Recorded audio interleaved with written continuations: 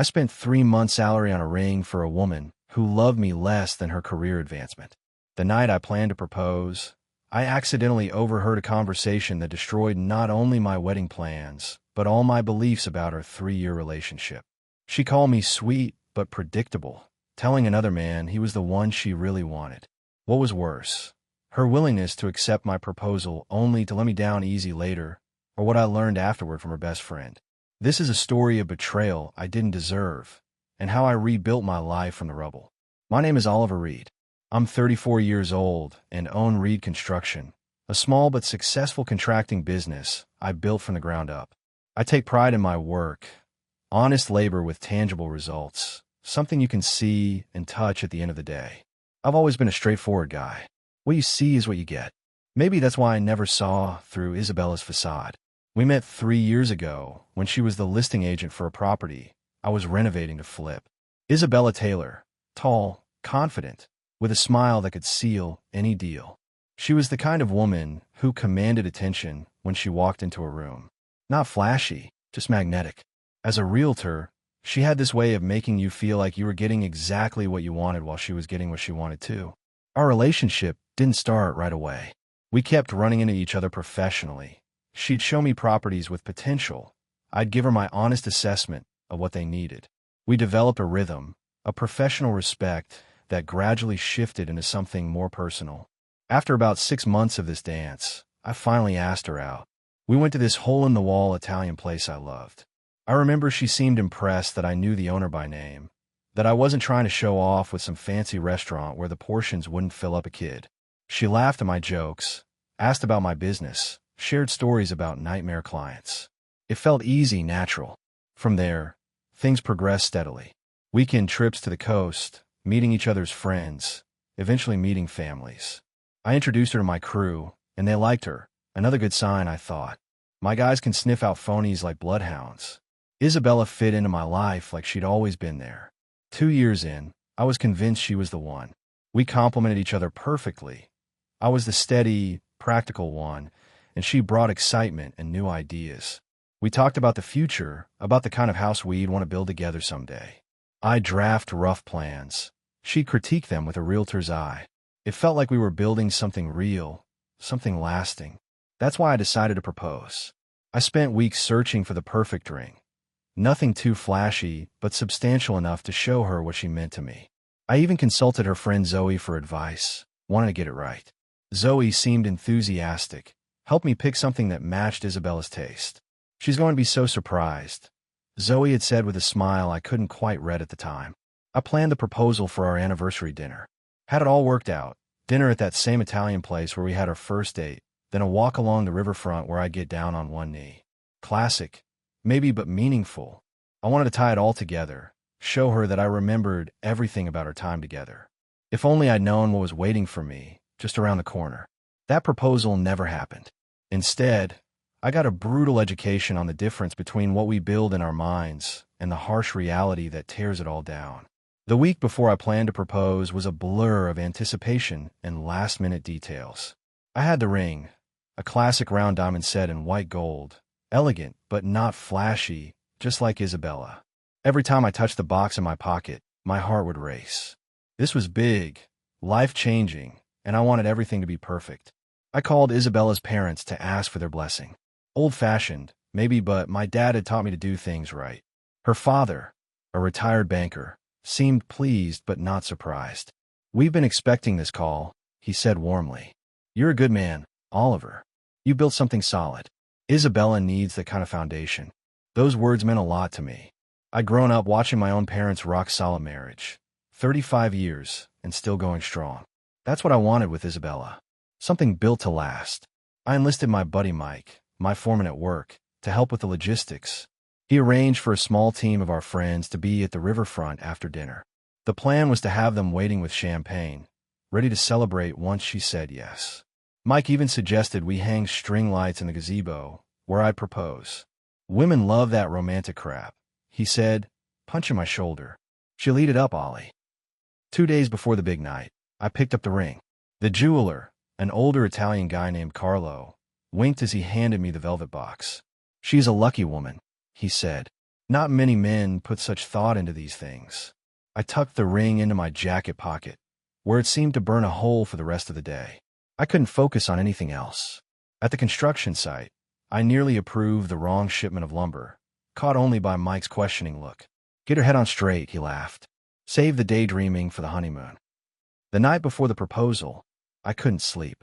I kept running through the plan in my mind, imagining Isabella's face when she saw the ring, when she realized what was happening.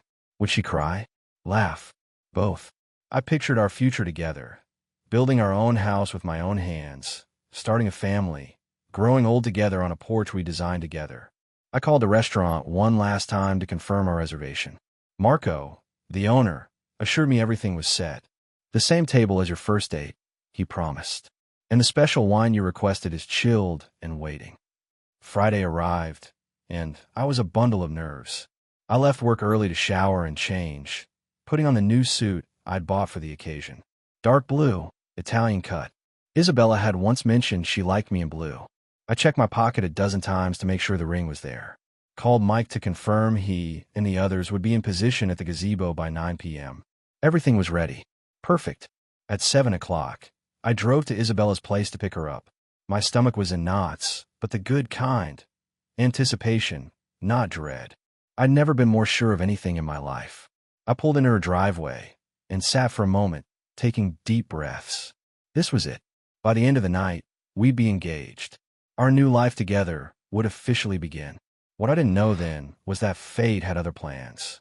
The life I'd so carefully designed with Isabella was about to come crashing down around me, and I'd be left standing in the rubble, wondering how I'd missed the warning signs. I checked my watch, 6:58 p.m. I was right on time, as usual. I grabbed the small bouquet of lilies I'd picked up, her favorites, and headed to her door, rehearsing the evening one final time in my head. Little did I know, I was walking straight into a nightmare. I knocked on Isabella's door, flowers in hand, nerves making my palms sweat. When no one answered, I frowned. Her car was in the driveway, and we had clearly set plans for 7 o'clock. I checked my phone, no messages. After knocking once more, I remembered I had her spare key. She'd given it to me 6 months ago when I installed new hardwood floors in her kitchen. "Keep it," she'd said. "Mi casa, yes, su casa." I'd felt special then, trusted. I used the key, calling her name as I entered. "Isabella? It's me, Oliver." The house was quiet, but I heard her voice coming from the back bedroom. She was on the phone, her tone hushed and intimate. Not wanting to interrupt, I moved quietly toward the sound. "I just need to get through tonight," I heard her say. "After this weekend, I can figure out how to let him down easy." I froze, my body suddenly cold despite the warm evening. "You know you're the one I want, Richard." "Not him." There was a pause, a soft laugh. "Oliver's sweet, but he's so predictable. He thinks we're building a future. But honey, I need more excitement than a lifetime of construction sites and renovation projects." The flowers slipped from my hand, landing silently on her plush carpet. My mind couldn't process what I was hearing. Richard? Her colleague from the real estate office. The guy she'd assured me was just a friend when I questioned their late-night client meetings.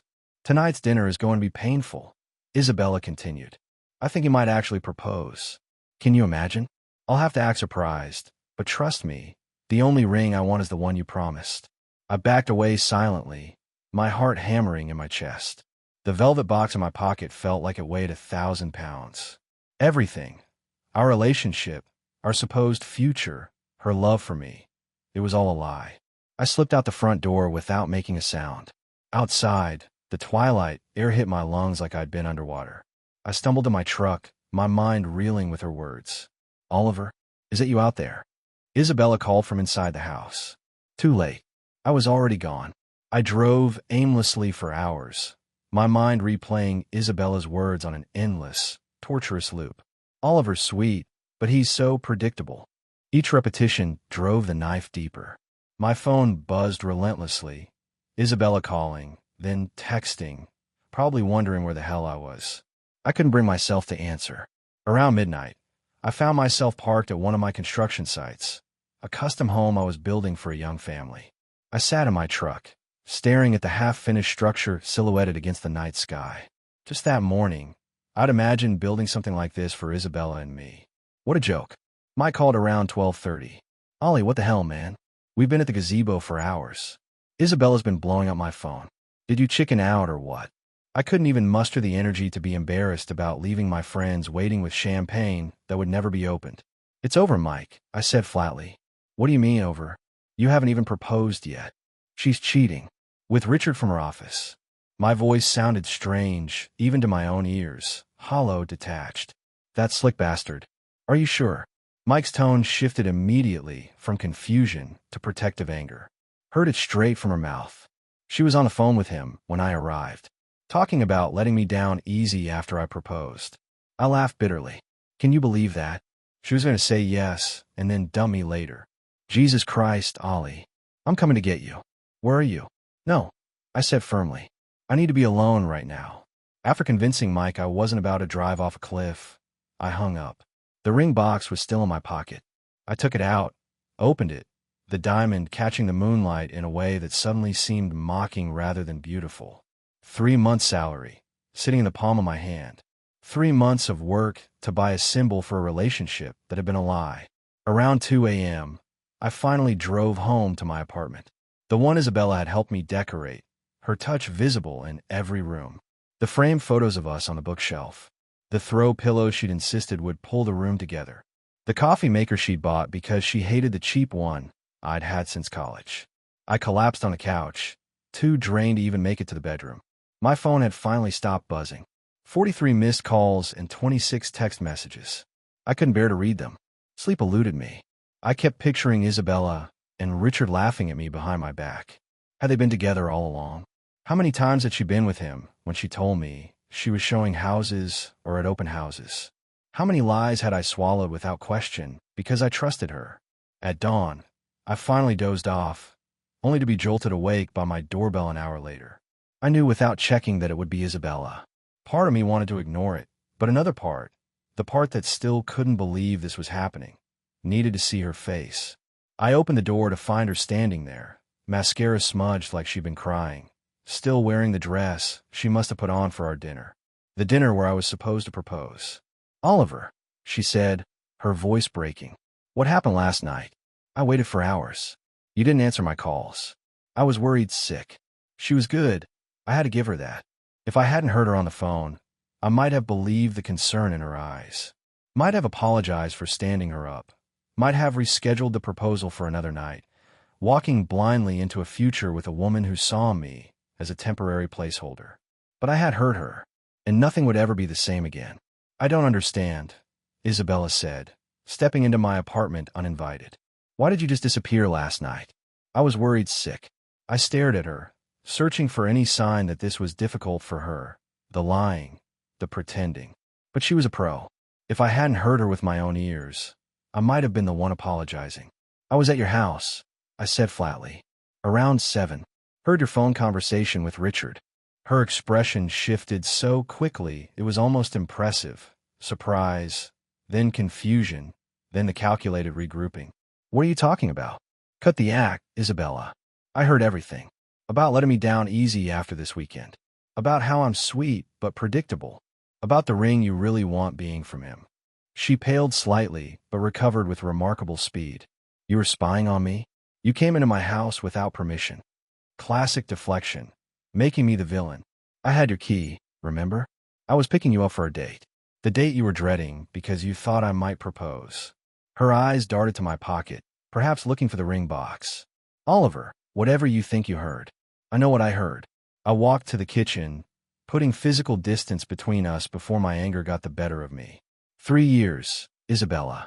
3 years of me thinking we were building something together, when you were just killing time until something better came along.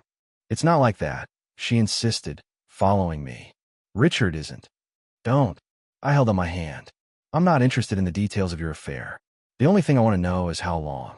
How long have you been lying to my face? She hesitated, and in that pause I had my answer, long enough that she couldn't pretend it was a recent development.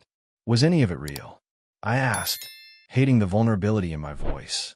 Or was I just a reliable backup plan all along? Instead of answering directly, Isabella's eyes welled with tears. Beautiful, convincing tears. I do care about you, Oliver. So much.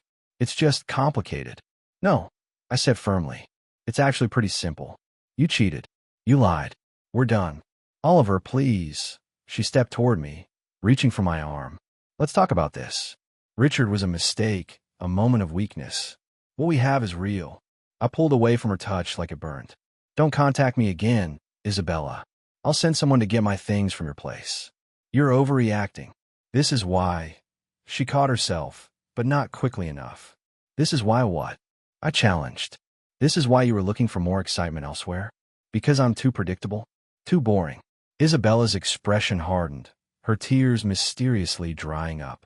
I never said you were boring. But since we're being honest, yes, Oliver. I need more than plans for a white picket fence and Sunday barbecues. I'm not ready to settle down. Then you should have said that 3 years ago. I replied, opening my front door in clear dismissal, instead of wasting both our time. As she walked out, head high as if she were the wounded party, I felt a strange sense of relief beneath the anger and hurt. I dodged a bullet.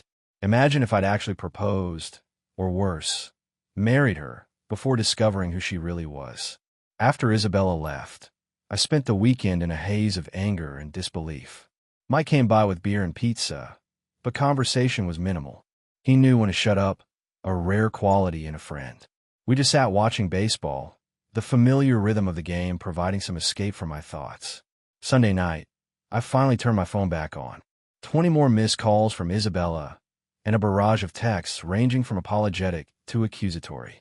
I deleted them all without reading past the previews. Then I blocked her number.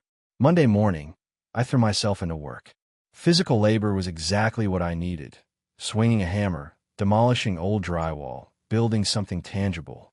My crew knew something was wrong, but respected my silence. Around noon, an unfamiliar car pulled up to the job site. Isabella's father stepped out, looking uncomfortable in his dress shoes on the dirt and gravel.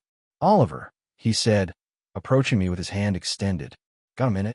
I set down my tools, surprised by his appearance. Mr. Taylor, what brings you here? Isabella told us what happened, he said, his expression grave. Her mother and I wanted to hear your side.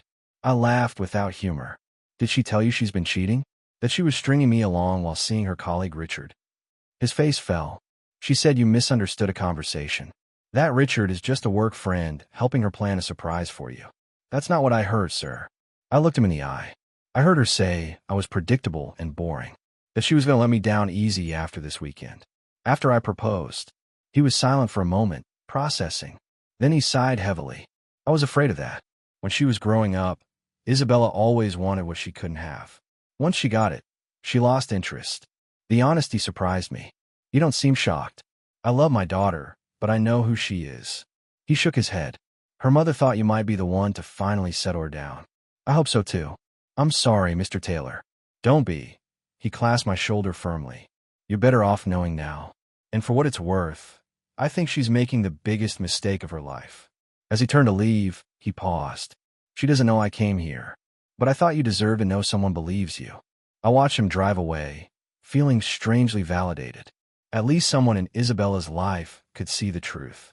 2 weeks after the non-proposal, I was no longer waking up with that immediate punch of betrayal. Progress, I guess. Mike convinced me to meet him and some of the guys for beers after work. My first social outing since everything went down. There he is. Mike called as I walked into O'Malley's. The prodigal contractor returns. The guys made room for me at their table, carefully avoiding any mention of Isabella. We talked about work, sports, Jim's new truck, normal stuff that felt absurdly comforting. 3 beers in, Mike nudged me. Don't look now, but she just walked in. Of course. The universe wasn't done with me yet.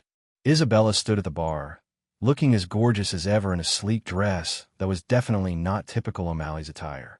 She was scanning the room, and when her eyes landed on our table, she made a beeline toward us. This should be good, muttered Dave, another of my crew. Oliver, Isabella said, arriving at our table with a practiced smile for the others. Can we talk? Privately. The guys all suddenly became very interested in their beers. I sighed. Whatever you have to say, you can say it here. Her smile tightened. I'd rather not air our private business in front of an audience. These men, I gestured around the table. They're not an audience. They're my friends, and they all know what happened, so there's nothing private left to discuss. Isabella's composure slipped slightly. That's not fair. You're only telling one side of the story. There's only one side to cheating, Dave muttered, earning a glare from Isabella. 5 minutes, Oliver. That's all I'm asking. Part of me, a weak, hopeful part, want to hear her out. But then I remembered her words. Predictable, boring, let him down easy. The ring's still sitting in my dresser drawer at home. I don't have 5 minutes for you, Isabella, I said firmly. Not anymore. Her face flushed with anger. So that's it. 3 years together, and you won't even listen to my explanation? I already heard your explanation. When you didn't know I was listening. That was the honest version. Isabella looked around the table, perhaps hoping for an ally among my friends. Finding none, she straightened her shoulders. You're making a mistake, Oliver. Call me when you've calmed down and are ready to be reasonable.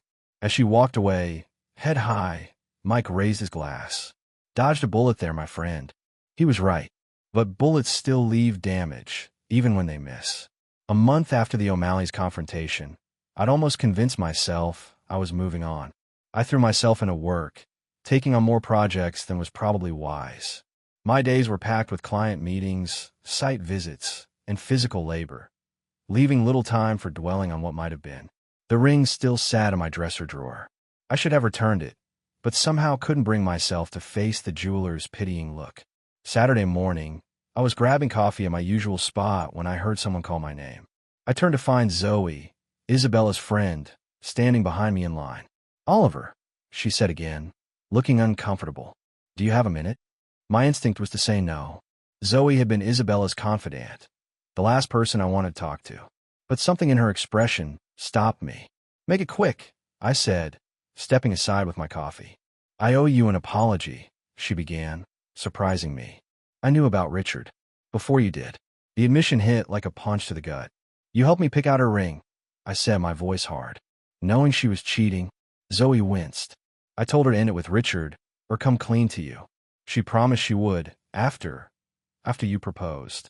I laughed bitterly. After I proposed? What kind of twisted logic is that? Isabella's logic, Zoe said with a grimace. She convinced herself she was just having cold feet, that once you proposed, she'd realize you were the one she wanted. She thought she could make herself choose you, while keeping Richard on the side, just in case. I finished for her. Nice.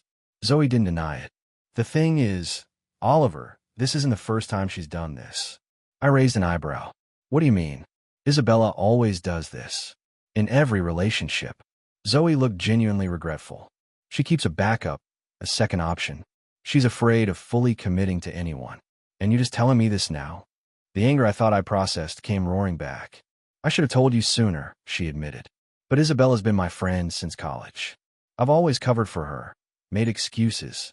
It took seeing what she did to you, how she was going to let you propose knowing what she was doing behind your back, to realize I couldn't keep enabling her. I took a long sip of coffee, trying to process this new information. So Richard wasn't the first. Not even close, Zoe sighed.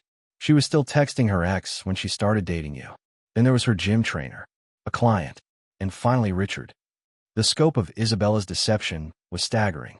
I thought we had 3 solid years together, with just a recent betrayal at the end. But according to Zoe, our entire relationship had been built on lies. Why tell me this now? I asked. What's the point? Because you deserve to know it wasn't you, Oliver. Zoe's eyes were earnest. It was never about you not being enough. This is who Isabella is. She's done it to every good man she's been with. As painful as Zoe's revelation was, it provided a strange sort of closure. The problem hadn't been that I was too predictable or boring. The problem was Isabella's inability to commit, to be satisfied with one person, no matter who that person was. Thank you for telling me, I said finally. I needed to hear that. As Zoe left, I realized I felt lighter somehow. The weight of self-doubt, of wondering what I could have done differently, had lifted. Nothing would have been enough for Isabella. And that wasn't my failure. It was hers. 2 months after Zoe's revelation, life had settled into a new normal. I finally returned the engagement ring, taking the financial hit on the custom piece, but feeling lighter without that physical reminder sitting in my drawer. The jeweler, to his credit, Didn't ask questions, just nodded sympathetically and processed the return. Work was booming. I'd landed a major renovation project for a historic downtown building, the kind of high-profile job that could take reconstruction to the next level. My days were filled with meetings, planning sessions, and hands-on work that left me satisfyingly exhausted. Mike noticed a change in me. "You look better, man," he commented one afternoon as we reviewed blueprints. "Like you've put it all behind you." Getting there, I admitted. "Work helps. Work always helps," he agreed. "But you need more than just work, Ollie. When's the last time you went on a date?" I shrugged. The thought of dating again made my stomach churn. Not ready for that circus. "Not all women are like Isabella," Mike reminded me. "My sister-in-law has a friend." "No setups." I cut him off firmly. "When I'm ready, I'll handle it myself."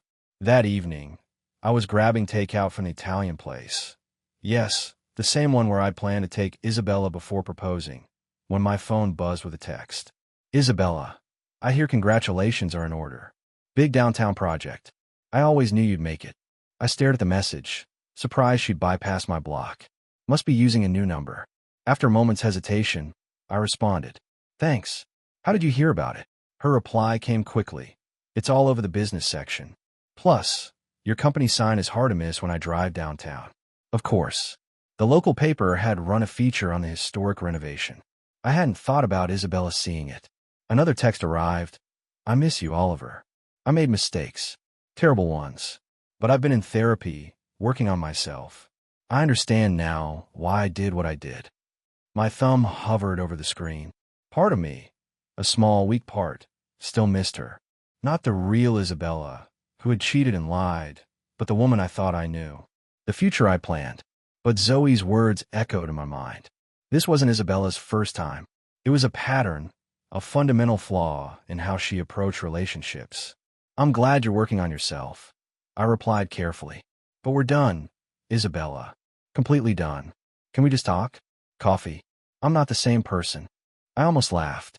3 months of therapy, and she thought she'd overcome a lifetime pattern of behavior. That wasn't how real change worked.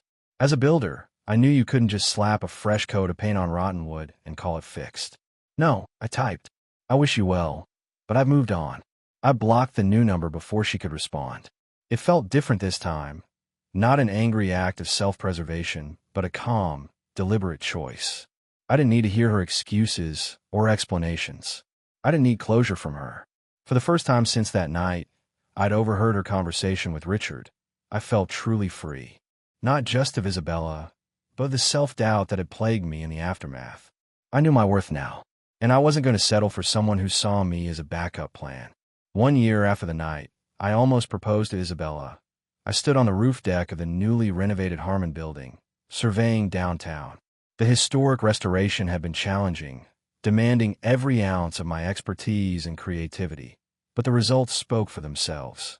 The ribbon-cutting ceremony earlier that day had been attended by the mayor and covered by local media. Reconstruction was officially on the map. "Not a bad view," said a voice behind me. I turned to find Lisa, the architectural historian who'd consulted on the project, admiring both the skyline and my handiwork. "Not bad at all," I agreed. We developed an easy rapport over months of collaboration, her knowledge of historical techniques complementing my practical building experience. "So what's next for reconstruction?" she asked, leaning against the railing beside me. "After a success like this, you must have developers lining up." I smiled. "A few interesting offers. But I'm being selective. Quality over quantity." "Smart approach." Lisa nodded appreciatively. "Rare in this business." As we discussed potential projects, I realized how comfortable I felt in her presence. There was no game playing, no hidden agenda, just genuine professional respect that had gradually evolved into something more personal. When Lisa mentioned a new Italian restaurant she wanted to try, I found myself saying, maybe we could check it out together sometime. She looked surprised but pleased. I'd like that. It wasn't a grand romantic gesture or a carefully orchestrated plan, just an honest invitation from one person to another. And somehow, that felt exactly right.